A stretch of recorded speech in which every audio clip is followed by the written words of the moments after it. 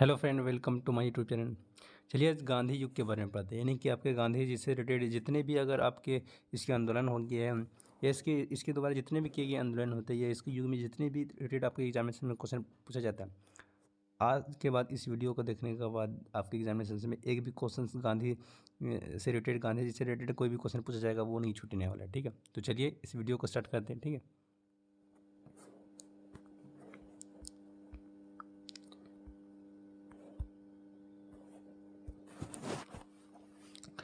देखिए महात्मा गांधी का जन्म भारत में गुजरात, या देखिए कहाँ पे, गुजरात के तटीय शहर यानी पोरबंदर में 2 अक्टूबर 1869 को हुआ था। आपको ये तो पता ही, डेट आपको पता ही इसका जन्म कब हुआ था, इसलिए 2 अक्टूबर को गांधी जयंती मनाया जाता है। ठीक है, फिर अंतर्राष्ट्रीय हिंसा दिवस कब मनाया जाता है? 2 अक्टूबर को मनाया, उसके जन्मदिन पर ही मनाया जाता है, यानी 2 अक्टूबर को मनाया जाता है। ठीक है, और फिर देखिए यहाँ पे यानी पिता, उसके पिता का नाम क्या था? वो करमचंद्र गांधी थे। उसके पिता का नाम था करमचंद्र गांधी थे। उसकी माता का नाम था पुतलीबाई। ठीक है, और पत्नी के नाम कस्तूरबा गांधी। ठीक है, महात्मा गांधी के। और राजनीतिक गुरु इसके कौन थे? तो इसके गोपाल कृष्ण गोखले। पूछा जाता है कि अगर महात्मा गांधी के गुरु कौन थे, तो गोपाल कृष्ण गोखले, याद रखिएगा। ठीक है, फिर देखिए ये इसका, देखिए ये महात्मा गांधी के फोटो है। ठीक है, बचपन के। और गांधी जी के पिता, देखिए गांधी जी के पिता का बात करिए, ये उसके पिता आ गया। ठीक है, और इसके माता ये है। ठीक है, और ये इसके गांधी जी के माता है। ठीक है, ये किसके, ये गांधी जी के माता के यानी पिता के माता है। ठीक है, और फिर देखिए, और ये क्या, देखिए ये कौन है इसके, यानी प्रिंसिपल थे कुल मिला के, राजनीतिक गुरु थे गांधी जी के। ठीक है, ये जिसका नाम था गोपाल कृष्ण गोखले। ठीक है, चलिए आगे। फिर देखिए 1915 में, ये आपको पता है 1915 में क्या हुआ था? 1915 में देखिए अफ्रीका में 21 साल गुजार कर महात्मा गांधी भारत लौटे थे। यानी कि 1915 में महात्मा गांधी ने वो 21 साल गुजार कर, यानी कि वो जो भी वो राजनीतिक वगैरह जो भी शिक्षा लेने के लिए जो अफ्रीका गए थे, वहाँ से 21 साल वकालत करके क्या लौटे 1915 में भारत। ठीक है, और फिर गांधी जी को ब्रिटिश सरकार द्वारा यानी केसरी हिंद की उपाधि धारण की है। यानी कि ये केसरी हिंद की जो उपाधि होती है वो ब्रिटिश द्वारा बल्कि इंडिया के द्वारा नहीं, ब्रिटिश द्वारा केसरी हिंद की उपाधि महात्मा गांधी को सम्मान किया गया अंग्रेजों के द्वारा। ठीक है, फिर देखिए 1916 में क्या हुआ था? गांधी जी ने अहमदाबाद, पता है अहमदाबाद कहाँ पे? ठीक है, अहमदाबाद के नज़दीक जो साबरमती आश्रम है, अब साबरमती आश्रम तो बहुत फेमस है महात्मा गांधी की वजह से। ठीक है, और उसके स्थापना की, अगर बात करें साबरमती के जो यानी कि साबरमती आश्रम का स्थापना किसने की, तो वो महात्मा गांधी ने की थी। कब? 1916 में। क्योंकि दांडी यात्रा आपको पता है सब यहीं से, सबका लिंक साबरमती आश्रम से ही। ठीक है, चलते आगे बात करते हैं। देखिए ये साबरमती आश्रम का पिक है। ठीक है, चलिए आगे बात करते हैं।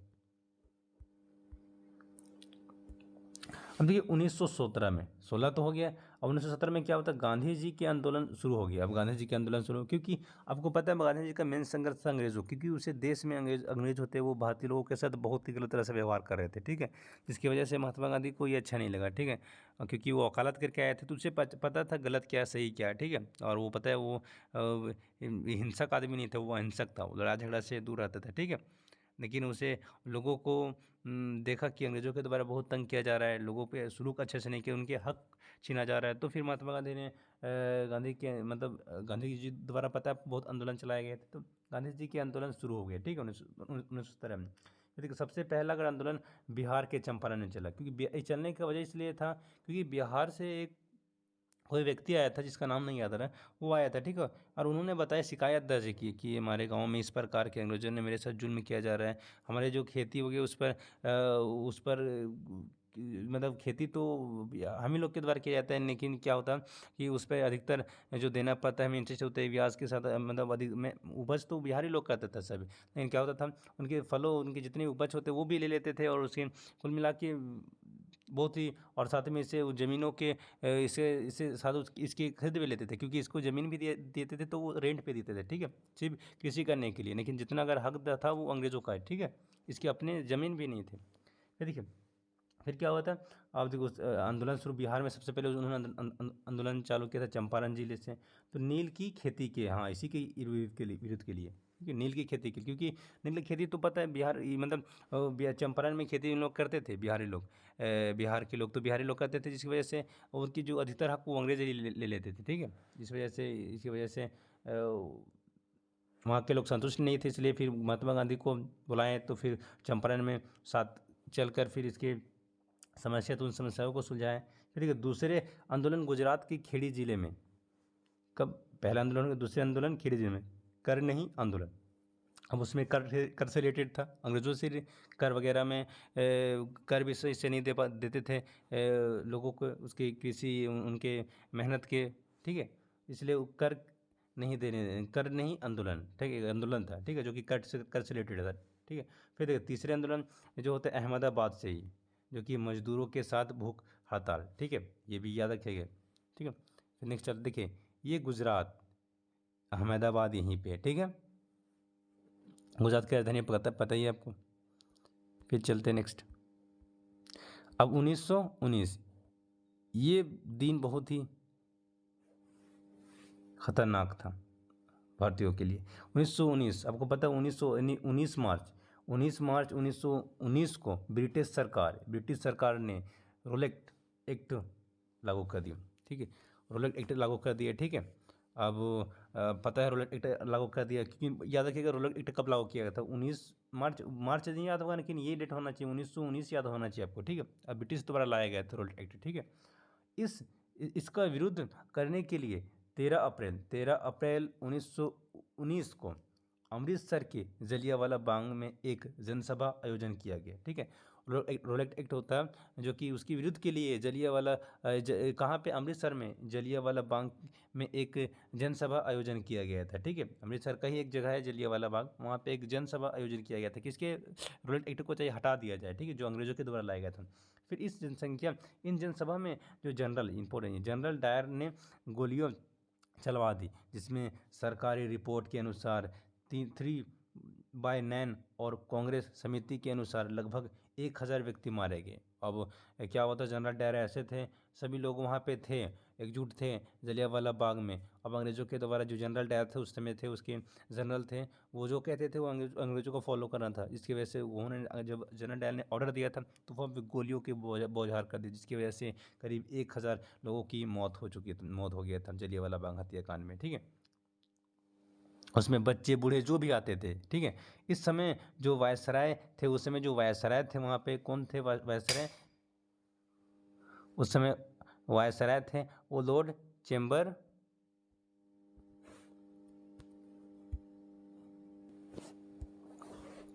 ठीक है, उस समय वायसराय कौन थे, लॉर्ड चेम्सफोर्ड थे। ठीक है, और देखिए इस घटना के बाद, जब इस घटना हुआ जलियांवाला बाग में हत्याकांड हो गया, तो रविंद्रनाथ टैगोर, ठीक है, आपको पता है रविंद्रनाथ टैगोर होते, वो सबसे पहले उसे अवार्ड दिया गया था। ठीक है, अगर रविंद्रनाथ टैगोर, जो कि पता है आपको अच्छे से, ठीक है, सर की उपाधि धारण की, और इसी घटना के दौरान उसे रविंद्रनाथ टैगोर उसे सर की उपाधि त्याग दी, जो अंग्रेजों के द्वारा दिया गया था। क्योंकि जब ये घटना को देखा अंग्रेजों के द्वारा, तो सर की जो उपाधि उन्होंने त्याग दिया। ठीक है, कौन, रविंद्रनाथ टैगोर। ठीक है, अब चलते नेक्स्ट,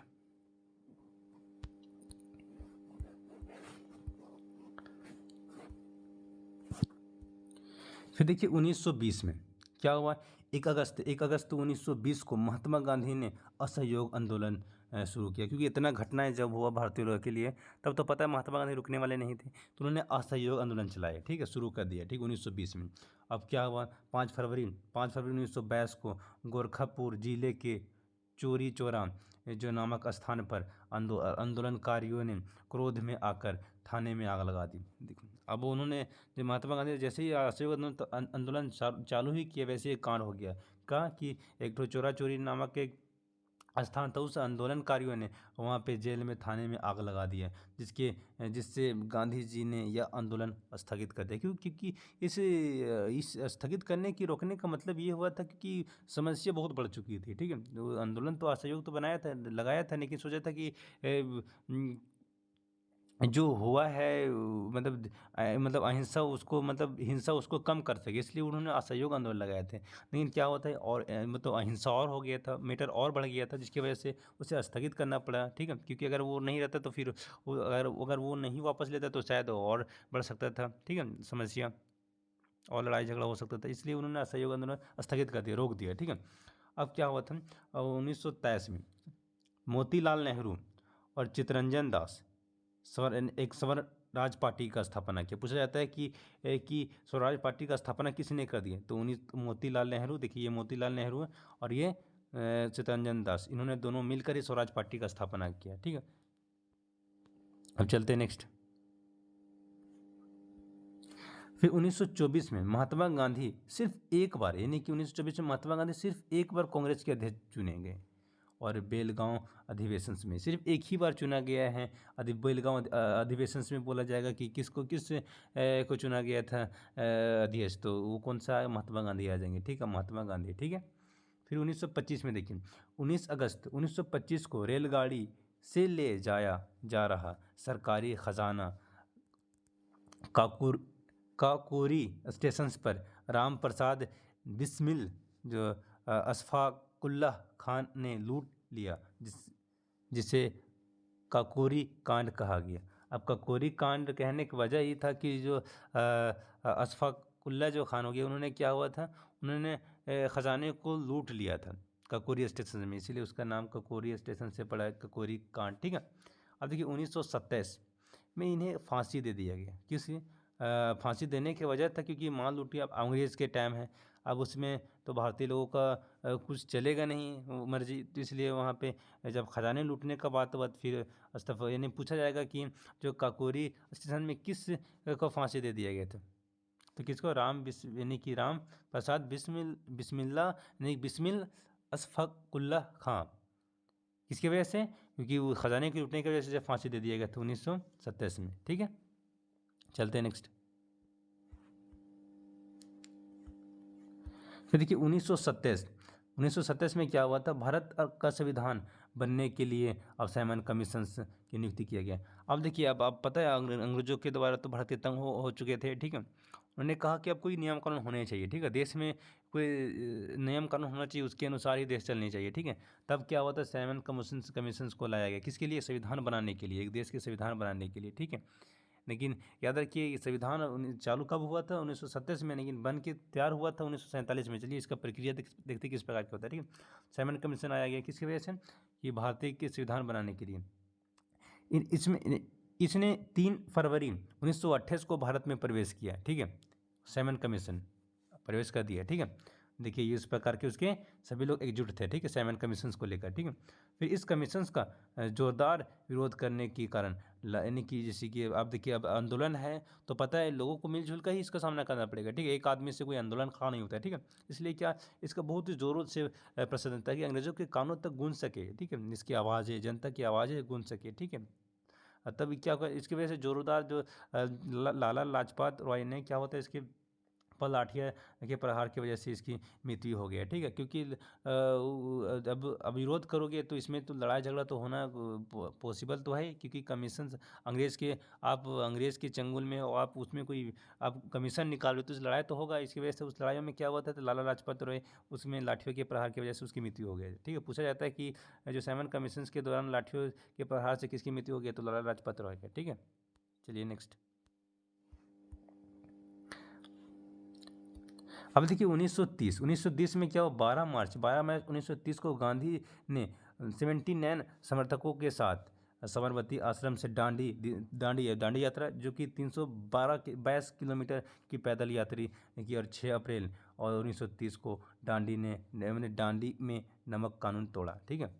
अब देखिए उन्होंने क्या हुआ था, अब यानी कि 322 किलोमीटर अब चलना 17 नैन सदस्यों के साथ कह सकते हो, या सदस्यों के साथ क्या हुआ था, उन्होंने चलना शुरू किया अपनी यात्रा को, ठीक है। 79 पदस्कार उसके साथ थे, ठीक है। कहाँ से, यानी कि दांडी से 322 किलोमीटर पैदल चला, ठीक है।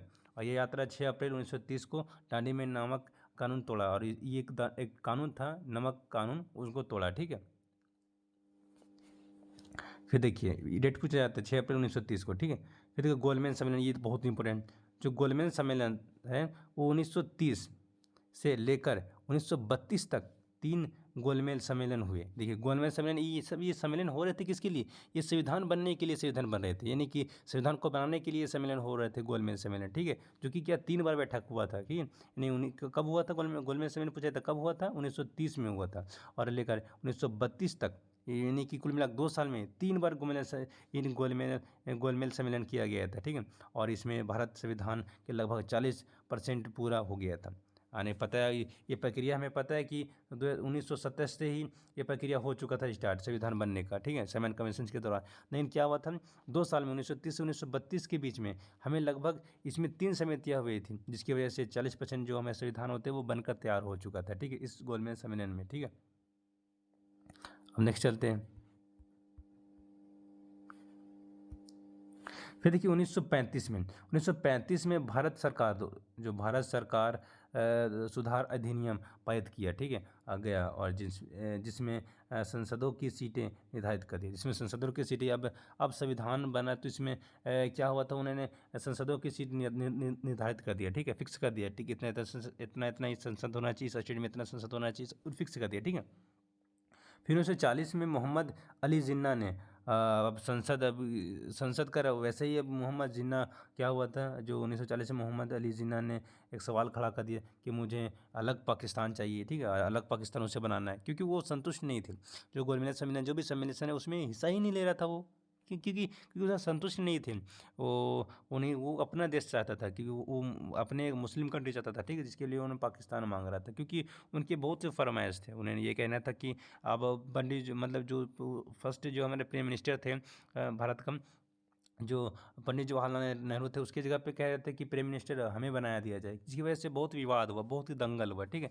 जिसकी वजह से क्या हुआ, इन्होंने किसी भी सम्मेलन में भाग नहीं ले, क्योंकि वजह से ये संतुष्ट नहीं थे उस सम्मेलन से, ठीक है। लेकिन वो तो सम्मेलन रुका नहीं, क्योंकि वो बनता रहे, क्योंकि एक व्यक्ति के नाराज से थोड़ी रुक जाएगा उतना बड़ा संविधान, उतना बड़ा बनने की जो प्रक्रिया, तो उन्होंने चलता रहे। लेकिन फिर उन्होंने क्या हुआ, एक पाकिस्तान मांग कर दिया, ठीक है।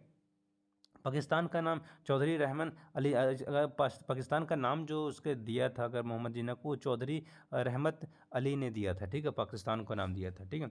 अब देखिए 1942 में क्या हुआ, गांधी जी ने भारत छोड़ो आंदोलन की शुरुआत की तथा भारत छोड़कर जाने के लिए अंग्रेज़ को मजबूर कर दिया। अब ये जो अंग्रेज़ था, पता आपको सिंपल से पता चला नाराज़ी से भारत छोड़ो अंग्रेज़ों से, क्योंकि इसका मेन मकसद था महात्मा गांधी को अब अंग्रेज़ को नहीं टिकना भारत में, अब उसे एक पल नहीं टिकने देना अंग्रेज़ को। अब कुल मिला के अंग्रेज़ों को बाहर करने पूरा पुरकस में महात्मा गांधी लग गए कि अंग्रेज़ को बाहर ही करना है, ठीक है, अब उसे नहीं रहने देना अपने देश में। उसके लिए एक आंदोलन उन्होंने शुरू किया, जिसका नाम था भारत छोड़ो आंदोलन, ठीक है, जिसके अंग्रेज़ों के खिलाफ था, ठीक है। चलिए नेक्स्ट।